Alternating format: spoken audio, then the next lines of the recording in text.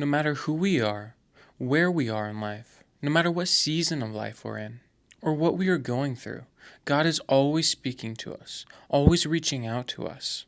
And He wants to walk with us through the adventure that He has in store for us.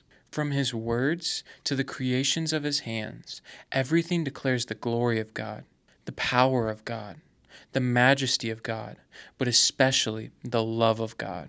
Psalm 19 verse 1 says, "The heavens declare the glory of God, and the sky above proclaims His handiwork."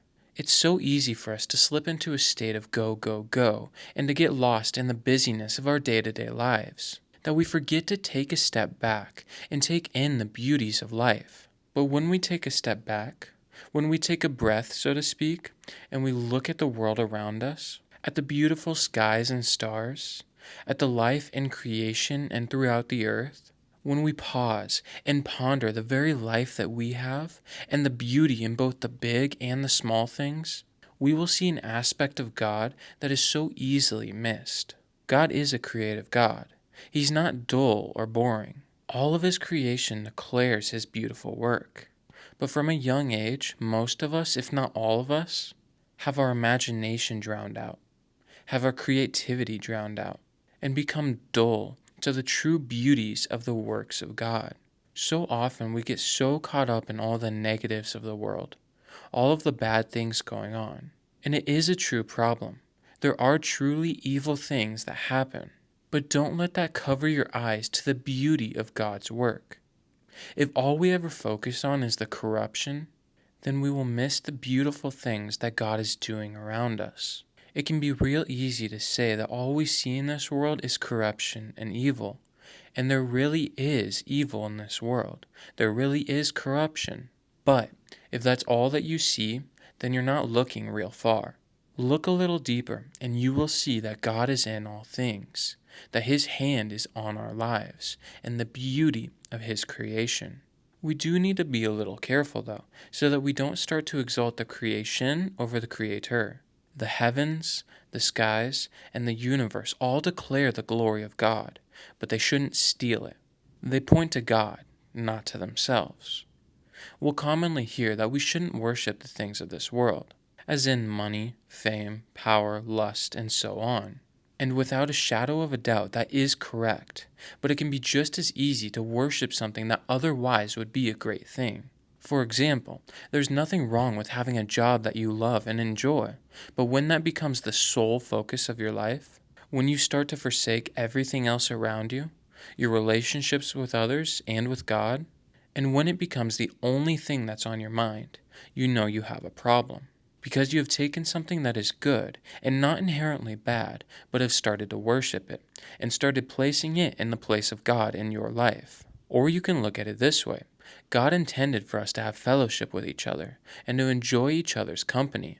That's a great thing. But when it starts to get taken out of His intentions for it, when it becomes all you ever do, constantly with people, ignoring the responsibilities of life, and when you start to drop everything else you have going on just so you can go be with those people, when you stop spending time on things you need to do and stop spending time with God, then you're starting to place your friendships in the place of God in your life. You're starting to worship those. God's creation is wonderful, beyond our abilities to grasp, and it can be breathtaking. But just be careful that you don't get sucked into seeking out His creation and giving your all to it, when it isn't pointing at itself, but to the one who gave it life and beauty. Psalm 19, verses 2-3 says, "Day to day pours out speech, and night to night reveals knowledge. There is no speech, nor are there words whose voice is not heard." There's a common saying that goes, God is always speaking to us. And it's true. God is always speaking to us. He is always communicating with us, especially in more than just words. All of creation tells a story. Everything under the sun and everything beyond the skies speaks of His power, His glory, His majesty, but it also speaks of His love. That in all of this, the infinite things He is able to create or do, He chose to create you and me. That in His heart, He decided that He wanted us here too. He didn't need to create us. He is self-sufficient. But He wanted you. He wants a relationship with you. In more ways than we will likely ever know, He loves you and cares about you. And if you want to speak about the beauty of His creation, how about you? He created you in His image and to have a relationship with Him. Out of all of His creation, everything God's hands have ever made, you are His cherished treasure. You are what He values. And like I said earlier, God is always speaking, but His voice is generally soft and subtle. He doesn't force His way in or force you to listen to Him. He's always speaking, but if our ears are always busy entertaining the loudness of life, the shouts of the cares of this world, then it's going to be hard to focus on God or to hear Him. Just as He's intentional in all that He does, to speak to us, to guide us and to lead us, to walk with us in a relationship and to care for us, we also need to be intentional with Him. If we don't, then eventually we'll start to ignore God. Maybe not intentionally at first, but when we are constantly brushing off His voice, when we are constantly listening to the cares of this world, the desires of our flesh, or the distractions of life, and never giving God the time that He deserves or the attention that we should, we're going to harden ourselves towards Him. We're going to slowly shut Him out and walk away from Him. And I believe it's the same with His creation.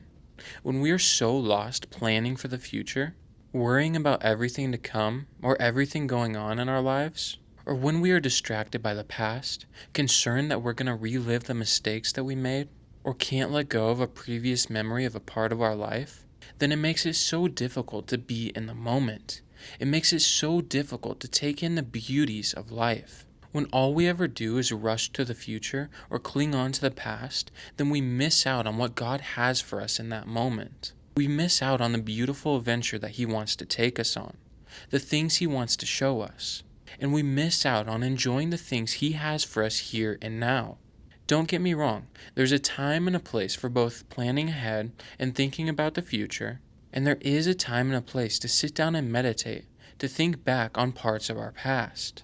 But if we let it become an unhealthy amount, if we only ever dwell there, then it becomes a problem. So just be mindful that you're walking with God in the moment, taking in what He's telling you, what He's showing you, and the things that He has for you in that season of life.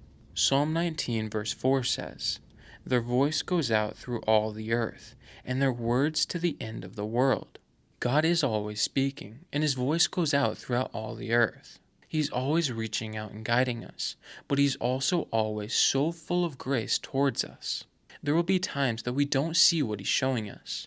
There will be times that we don't hear what He's trying to tell us. Or there will be times that we just don't fully understand what He's trying to communicate to us or teach us, and that's okay.